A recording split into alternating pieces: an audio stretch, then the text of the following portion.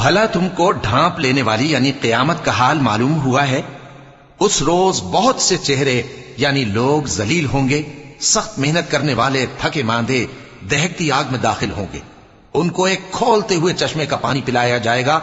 ایک سخت خاردار جھاڑی کے سوا ان کے لیے کوئی کھانا نہیں ہوگا جو نہ مفید غذا بنے اور نہ بھوک میں کچھ کام آئے۔ بہت سے چہرے یعنی لوگ اس روز شادماں بھی ہوں گے، اپنی محنت کے بدلے پر خوش، بہشت بری میں وہاں کسی طرح کی لغو بات نہیں سنیں گے، اس میں چشمے بہ رہے ہوں گے، وہاں تخت ہوں گے اونچے اونچے اور کٹورے قرینے سے رکھے ہوئے اور گاؤ تکیے قطار کی قطار لگے ہوئے اور نفیس مسندیں جگہ جگہ بچھی ہوئی۔ تو کیا یہ لوگ اونٹوں کی طرف نہیں دیکھتے کہ کیسے عجیب پیدا کیے گئے ہیں، اور آسمان کی طرف کہ کیسا بلند کیا گیا ہے، اور پہاڑوں کی طرف کہ کس طرح کھڑے کیے گئے ہیں، اور زمین کی طرف کہ کس طرح بچھائی گئی؟ پس اے نبی صلی اللہ